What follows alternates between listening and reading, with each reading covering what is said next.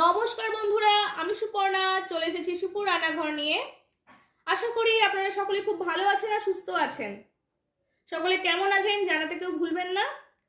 আজ সুপুর রান্নাঘরে বানিয়ে দেখাবো মটন বিরিয়ানি। তাহলে চলুন দেখে নিই আজকে আমাদের মটন বিরিয়ানি বানাতে কী কী উপকরণ লাগছে। এখানে নিয়েছি মটন মিডিয়াম করে পিস করা, নিয়েছি বাসমতি চাল জল দিয়ে ভিজানো আছে, নিয়েছি আলু, নিয়েছি পেঁয়াজ কুচি, আছে শুকনো লঙ্কা পেস্ট, বিরিয়ানির মশলা, আতর, আছে গোটা মশলা ফোড়নের জন্য, আছে বিরিয়ানির মশলা, আছে টক দই, আদা রসুন পেস্ট, আছে ঘি, নিয়েছি ফুড কালার, এটাকে জল দিয়ে ভিজিয়ে রেখেছি, আর আছে কেশর, এটাকে আমি জল দিয়ে ভিজিয়ে রেখেছি। আপনারা চাইলে দুধ দিয়েও ভিজিয়ে রাখতে পারেন। তাহলে চলুন দেখে নিই আজকে আমাদের মটন বিরিয়ানিটা কীভাবে বানাই। চলুন দেখে নিই।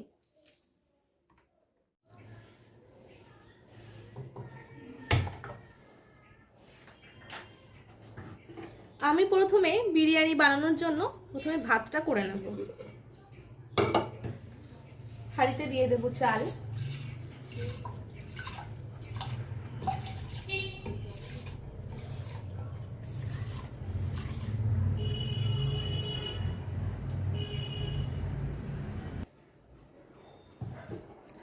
ভাতটা হতে থাক। ভাতটা আমি 70% হলেই নামিয়ে দেব। এবার আমি কড়াইতে দিয়ে দেব সর্ষের তেল।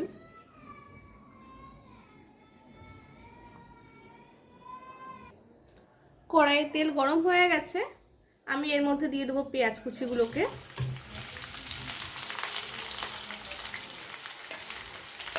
আমি সব পেঁয়াজ কুচিগুলোকে ভেজে নেব। ভাজা বা বেরেস্তা দুটোই বলতে পারেন। এগুলোকে আমি লাল লাল করে ভেজে নেব।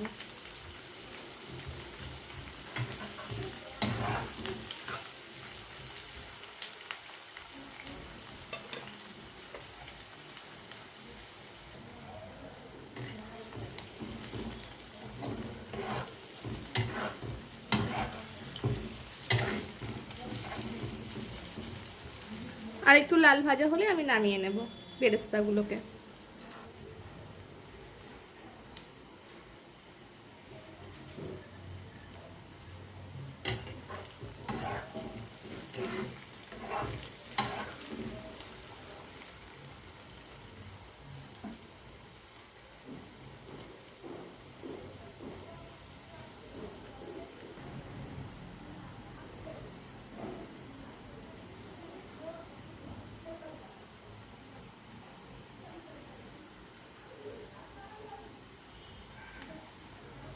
পেঁয়াজের বেরেস্তাগুলো ভাজা হয়ে গেছে, এবার আমি একটা প্লেটে তুলে নেব।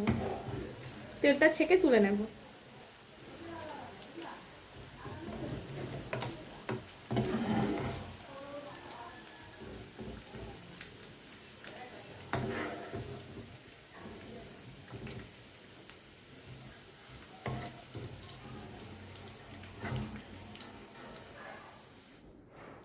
এখানে আমি ভাতের মধ্যে দিয়ে দেব গোটা মশলা, দিয়ে দেব সামান্য ঘি। এবারে মাংসটা ম্যারিনেট করে নেব। দিয়ে দেব রসুন পেস্ট, দিয়ে দেব শুকনো লঙ্কা পেস্ট,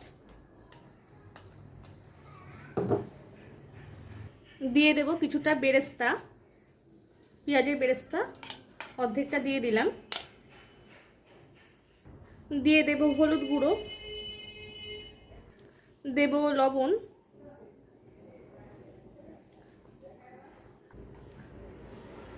আর দিয়ে দেব ভাজা পেঁয়াজে রাখা কিছুটা তেল।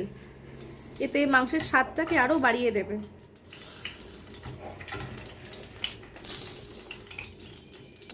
আমি এটাকে হাত দিয়ে মেখে নেব।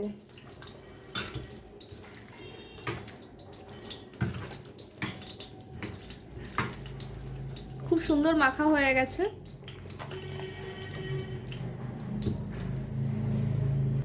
ওইদিকে ভাতটা খুব সুন্দর ফুটে উঠেছে। আমি 70% মতো হয়ে গেলেই ওটাকে নামিয়ে নেব ভাতটা। এবারে আমি কড়াইতে দিয়ে দেবো দুটো গোটা শুকনো লঙ্কা,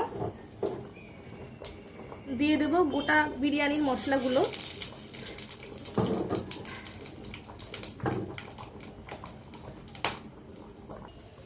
কড়াইতে দিয়ে দেব মাংস, মাখিয়ে রাখা মাংসগুলোকে কড়াইতে দিয়ে দেব।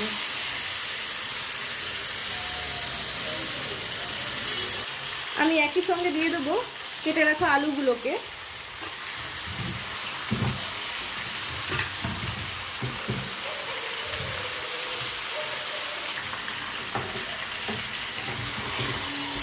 মাংসগুলোকে আমি খুন্তির সাহায্যে মাখিয়ে নেব।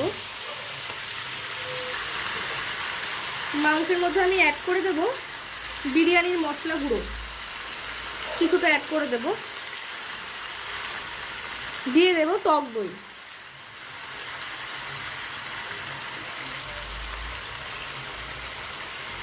দিয়ে এটাকে আমি মাখিয়ে নেব।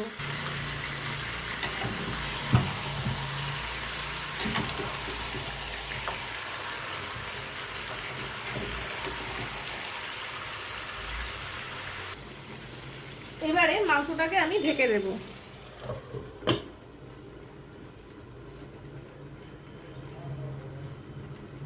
ওইদিকে ভাতটাও হয়ে এসছে, ভাতটা অনেকটাই হয়ে এসছে, ভাতটাকে নামিয়ে নেব। আমি ভাতটা নামিয়ে নিয়েছি, এবার মাংসটা দেখবো কতটা হলো।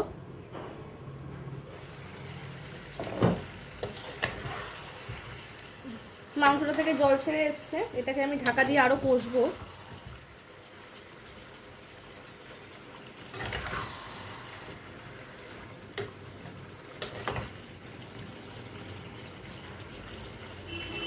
আবারও ঢেকে দেব।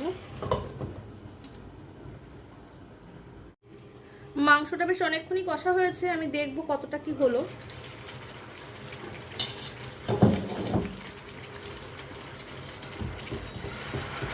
মাংসটা খুব সুন্দর হয়েছে।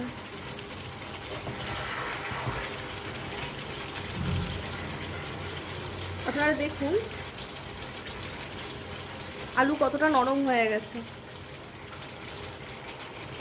মাংসটাও নরম হয়ে গেছে।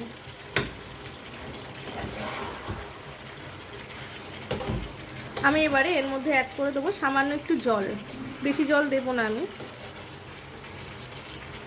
দইটা থেকে খুব সুন্দর মাখা মাখা একটা গ্রেভি হয়েছে। অ্যাড করে দেবো জল।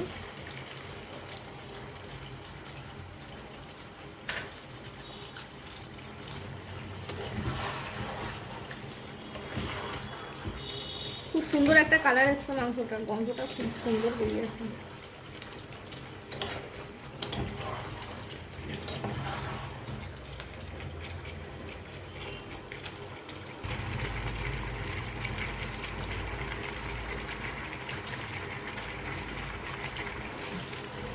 এবারে আমি নিয়ে নেব একটা বড় হাঁড়ি, আর মাংসর আঁচটা বন্ধ করে দেব। এবারে আমি হাঁড়ির ঢাকনাটা খুলে হাঁড়িটার মধ্যে দিয়ে দেবো সর্ষের তেল।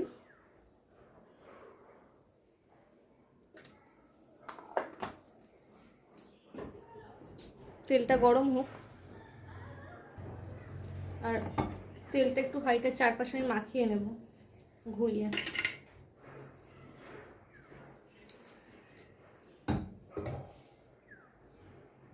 হাঁড়িতে দিয়ে দেবো বিরিয়ানি গোটা মশলা,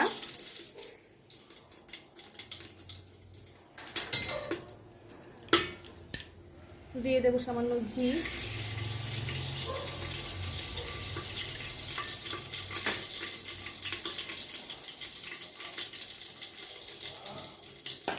দিয়ে দেবো কিছুটা রাইস,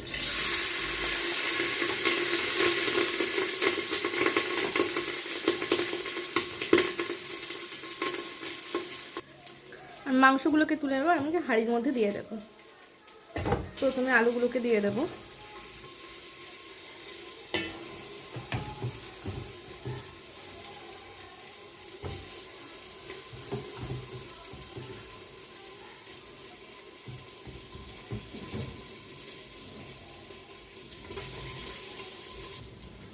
মাংসগুলোকেও দিয়ে দেবো এইভাবে।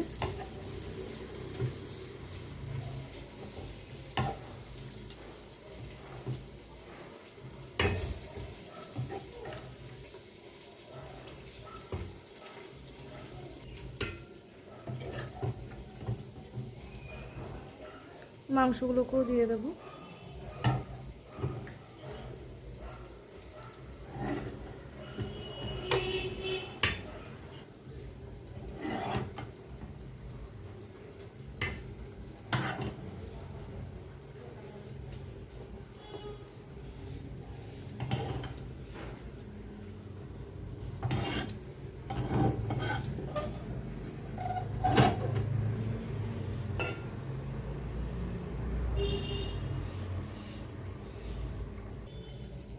এবার এর মধ্যে দিয়ে দেবো রাইস।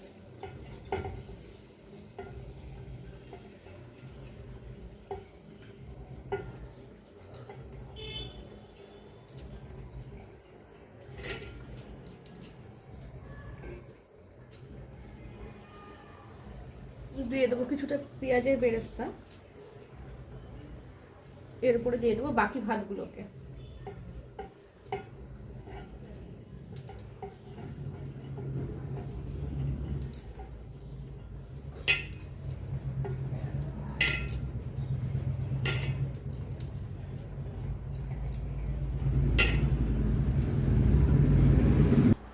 এবারে এর মধ্যে দিয়ে দেবো পেঁয়াজের বেরেস্তাগুলোকে উপর দিয়ে ছড়িয়ে।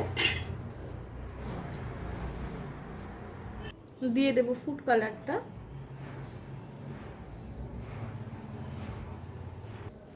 দিয়ে দেবো বিরিয়ানির গুঁড়ো মশলা।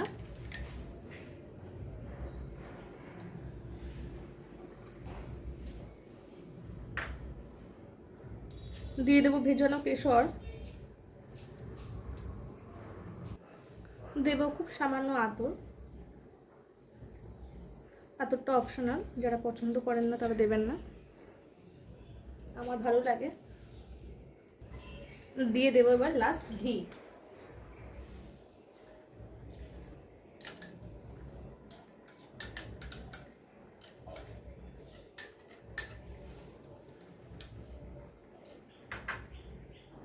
এবারে আমি ঢাকনা দিয়ে রাখবো। এটা লো ফ্লেমে আমি এটাকে 20 মিনিট মতো রাখবো। 15 মিনিট মতো রাখলে রেডি। 20 থেকে 15 মিনিটের মধ্যে রেডি হয়ে যাবে। আমার সব কিছু সুন্দর করে হাঁড়ির ভেতরে সাজানো হয়ে গেছে। এবার আমি হাঁড়িটার নিচে দিয়ে দেবো একটা চাটুই। এটা চাটুইয়ের ওপর দেওয়ার কারণ ডাইরেক্ট আগুনে হলে পরে এটা অনেক সময় লেগে যেতে পারে, পুড়ে যেতে পারে। আমার বিরিয়ানি 15 মিনিট হয়ে গেছে। আর 5 মিনিট রেখে আমি নামিয়ে নেব। নামিয়ে দেখাবো কেমন হয়েছে। আজকে সুপুর রান্নাঘরে মটন বিরিয়ানি একদম রেডি। আমি একটা প্লেটে নামিয়ে দেখাচ্ছি কেমন হয়েছে।